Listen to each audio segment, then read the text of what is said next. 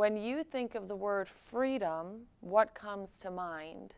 Today we'll be going on our second episode of Luke chapter 4, 18 through 21 on light and darkness, where we're taking the second part, the next part of the passage, which talks about freedom for the prisoners. It's a promise that was said by Jesus after he proclaimed good news to the poor. He said his second purpose was to bring freedom for the prisoners. And so the first question that comes to mind, Dad, for me is, how is freedom defined? Mm-hmm. The second question is, who are the prisoners? Mm-hmm. And so going to the first part, how is freedom defined? There are many measurements that can define freedom from a limited human point of view. Right. Of course, we know that the freedom that Jesus was talking about was the freedom in eternity. But also, he promised freedom here during our short life is a vapor, but still, he proclaimed freedom while we were on earth here. But the freedom, I believe, is the real freedom, which is as soon as we slip into eternity, that's the freedom that he's promising to those prisoners that that he came to release. And so talk to us a little bit about the types of freedom that the world can define and also the real source of freedom that Jesus is defining. Yes. Yeah. Well, freedom, as you said, like if we, for example, if we think in the term of a 14 years old teenager, okay, 14 years boy or girl, for him, freedom to him is just to be unleashed, to go to do smoking and marijuana or something. To him, that is a total freedom. Dad, let me enjoy my life, okay?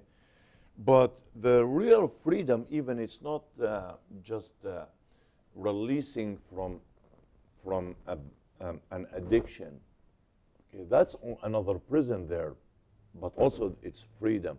But a true freedom is when the mind is renewed, the heart is changed from a stony heart to a loving heart, when there is forgiveness and when there is peace in the midst of a violence, when there is a storm and that person, he is laughing, joyful, and not caring about what's happening either. That is what Jesus is talking about, freedom. Freedom from sin, freedom from slavery. And there are so many kinds of prisons, so many kinds of slavery today. And let me just read what Jesus mentioned about this. He said, "The Spirit of the Lord is on me." And this, not only Jesus said it, it was Isaiah who prophesied about it, about the coming of Christ, and he will set us free. So when he arrived, Jesus, he declared it publicly. He said, "The Spirit of the Lord is upon me, because he has anointed me to preach." Who anointed? God, his Father. He has anointed me to preach good news to the poor. And he did came and he preached the good news. And now what we are doing, we are just passing those good news to the people who are watching us. Because he has anointed me to preach good news to the poor. He has sent me to proclaim freedom for the prisoners and recovery of sight for the blind, to release the oppressed, and to proclaim the year of the Lord's favor. Yes. Well, I was actually just thinking of something as you were reading that, and I'm already contradicting myself within the first 2 minutes of the show. But sometimes that's how God works. And he reminded me that freedom for the prisoners, I assume that's the way that God works. Freedom for the prisoners, freedom, and it was actually something that C.S. Lewis also confirmed in one of his writings. But freedom, actually, there is no freedom here on earth. If you believe you have freedom here on earth, it's only being measured by your intellect, the capability of your intellect, the understanding of where you stand in your heart, and the limited glimpse of the spirit that you think that you have, the weak spirit that we have. It's strong, depending on how we measure, but it's really weak relative to our potential when we slip into eternity. As long as we are in this physical weak body, yes, then there will be always any kind of slavery. right. So there is really no freedom except the assurance that what's going to happen when we slip into eternity, which is driven by our faith. But Jesus said, I have been sent by heaven, by his Father, to what? To proclaim freedom. The freedom, there is a temporary prison and the eternal prison. And he's talking about the eternal one of sin and slavery and the hell, the fire of hell. So he came for this purpose. He came and became man like me and you to go on to the cross for this sake, in order to proclaim freedom for the prisoners and recovery of sight for the blind. Yes. Okay, and so let's continue on the discussion of freedom for the prisoners. Yeah. Let's talk about the freedom that the world promises and the world gives and the world assures us. Yeah. Can you give some examples of For some? example, let's talk in politics now. Okay. I hate politics. I know that. I know that. It's unbearable to me. But that's what we have in the news. That's what we, all this like pain and suffering and persecution, oppression, it's coming from politics, okay? Either from dictators or jihadists or whatever. So even I forgot what I was trying to say. The different forms of freedom Yes. That the world offers. Right. So like most of the countries in the Middle East, okay, those who were ruled until now, ruled by dictators. See, people, they want freedom. They said, we are fed up with this dictator. And they cry out to the West, please help us. We are oppressed. We are persecuted because of these dictators. And like, for example, Saddam Hussein in Iraq, Hafez al-Assad in Syria, Hosni Mubarak in Egypt, al-Qaddafi in Libya, and in Sudan. So what their people of those countries in the Middle East, they were crying for democracy, crying for freedom. But in reality, the majority, they were liars. They do not want freedom. They do not want democracy. They were asking the West to remove those dictators. Once those dictators will be removed, then they want them to be in power. And that's why now all this Islamic fundamentalist group, they came, like, for example, a Brotherhood of Islam in Egypt, and in Shiite, like in Iraq, and now ISIS. Really, they do not want democracy. They do not want freedom. They want to stay in darkness, but they could not remove that dictator. So they kind of like put a mask, and they said, we are under severe oppression. This dictator is destroying the million of people. Please come and help us. United Nations, Obama, America. And what we do here in the West, we go spend hundreds of millions of dollars, if not billions of dollars, to remove those dictators, thinking that if those dictators, they have been removed, like Saddam or Mubarak or whoever, then the people will be free. Then the people will have democracy. Then the people will live a better life. What happened is, instead, at least when was that dictator ruling, there was order and there was stability. Now it's turned into chaos. No order, no stability. Sunni killing Shiite, Shiite bombing the mosques of Sunni, ISIS um, um, uh, um, beheading everyone, and everyone is in chaos. And see, because they were not really, they do not know what's the meaning of freedom. And even here, look, we do have democracy, but look, this democracy and this freedom, how we turned. It turned into disobedience, family dismantle, and the society is going downhill. I, Yes. You disagree? Go ahead. I agree and I disagree. I both. I'm on both sides. You need both.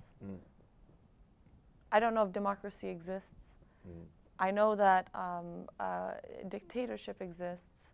The idea of dictatorship, if at the end of the day we will always be in slavery and always be prisoners until the moment after our final breath, which we slip into eternity, and hopefully those who have accepted the truth slip into the good eternity.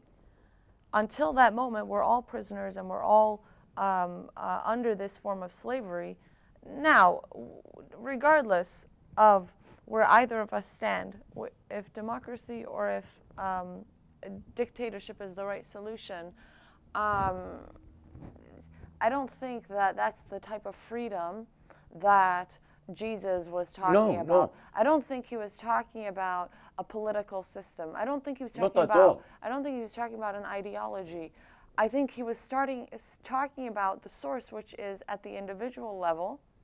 But even the way that humans have, from the start of the episode, I said the truth is masked with confusion, and the reason that is because humanity has created a system in order to purposely and intentionally confuse the truth. To why? To steer the masses in the wrong direction. And so it has to start at an individual level. If somebody wants to learn the truth, they have to hit the mute button on the world and hit the mute button on this whole fight of democracy versus dictatorship, and hit the mute button on CNN and Fox 2, and really zoom in and try to understand what the truth is behind this freedom that Jesus is claiming, with the acceptance and understanding that they will never experience that true freedom until the afterlife, driven by our faith. That's the only way that you're going to experience a glimpse, I believe, of this freedom that Jesus is talking about. Whether democracy is the solution or all these cheap words that are used to define something that's going on in the world is neither. It's not only irrelevant, but it's costful to have those discussions because they're cheap discussions that dilute the message of Christ, in my Yes, mind. yes, I agree. And you said about the truth. And for example, where is the truth? Jesus said, I am the way, the truth, and the life. And he is the only way and the truth. But look, do we see, who can say, yes, I agree with Jesus? Because the whole world is falling apart into this darkness. And you said about the freedom. Really, if we believe in him, and if we follow him, and if we are born again from the Spirit of God, then that's where will we set free. Because Jesus said, if the Son of Man will set you free, you will be free indeed. Now, the freedom that Jesus is talking about, it's different from the freedom in the schools, or freedom in the streets, or freedom in demonstration. Okay, what's happening like in Missouri or in California or in Chicago or here and there. So, but can I just share with you also, Jesus did say when he started giving hope to the hopeless, okay, because they were oppressed by the Roman empires, and they thought that Jesus is going to set them free from politically from the oppression of Roman empires. Jesus said, blessed are the poor in spirit, for theirs is the kingdom of heaven. Blessed are those who mourn, for they will be comforted. Blessed are the meek, for they will inherit the earth. Blessed are those who hunger and thirst for righteousness. I want you to put a red line under this word, righteousness, for they will be filled. Blessed are the merciful, for they will be shown mercy. Blessed are the pure in heart, for they will see God. Blessed are the peacemakers, for they will be called children of God. And finally, he said, blessed are those who are persecuted because of righteousness, for theirs is the kingdom of heaven. I mean, let me just read the last one, two. Blessed are you when people insult you, persecute you, and falsely say all kind of evil against you because of me. Rejoice. He say, rejoice and be glad, because great is your reward in heaven. For in the same way they persecuted the prophets who were before you. I have a story to tell later on about this last thing. He said, Jesus said, because great is your reward, for in the same way they persecuted the prophets who were before you. I'll talk about this one, but go ahead. Yeah, you can go ahead and talk about it now because we're actually... Okay. You know, they did persecuted the prophets. They did until today. How many religions, okay, they are killing, beheading in the name of Allah. And one of the YouTube videos, it shows, it's very sad. It shows like a group of like 30, 40 innocent people, Yazidis and Christians and just innocent people. And they were executed by ISIS. But look, in the name of Allah, okay, well, Jesus said they persecuted the prophets before you. What they did when they were executing, they had their own guns, 10, 15 terrorists of ISIS, and 30, 20, 30, and they were blindfolded and bound their hands from their back. And before they executed them, they said, bow on your knees, okay? In order, before they kill them. And they said, Salli, which means pray. And then after that, they executed them. And while they were executing them, they were saying, Bismillah, Bismillah, Bismillah, like in the name of Allah, in the name of Allah. And after killing them, they were praising Allah, saying, Allahu Akbar, Allahu Akbar. Allah the greatest, Allah the greatest. You see, killing them in the name of Allah, in the name of God. That's why he said, in the same way they persecuted the prophets who were before you. So Jesus is saying, rejoice. Rejoice if this happened to you. Because here's where it started. He said, yours will be the kingdom of heaven. You will be comforted. You will inherit. You will be filled. You will be shown mercy. You will see God. And you will be called the children of God. And these are all promises. And Yes. let's say points of persuasion for the average weak human, that they say, yes, it's a promise. Yes, it's an acquisition. Yes, it's a possession. Yes, I will gain this. Yes, this is a reason. But at the end of the day, when all is said and done, even if that paragraph was not in the Bible, God still expects us to obey because we're His creation and He created us for His purpose and His purpose only. So now my question for you is, today's topic is freedom for the prisoners. Mm-hmm. And you just gave that graphic example of ISIS shooting in the name of their religion. And the question is, do you consider ISIS a prisoner? Of course. Do you They consider? are in the heart of the prison, the dark prison. So is this freedom that Jesus is talking about for the Yazidis or for ISIS or for both? Or neither? No, no, no, no. Number one, these promises, before I forget, that I read from Jesus' Sermon on the Mount, these are not only for the eternity, these also are for here. These are also for here. The true followers of Christ, he is enjoying the peace and the spirit and the kingdom of heaven. The kingdom of heaven starts from here, not from there. Okay, that's number one. Number two is the prison. It's anyone who is a slave to sin, he is in a prison. Whether if he is American or Yazidi, if he is Chaldean or from Africa. Jesus is not talking about ethnic or geographical or nationality. He's talking about freedom in the spirit.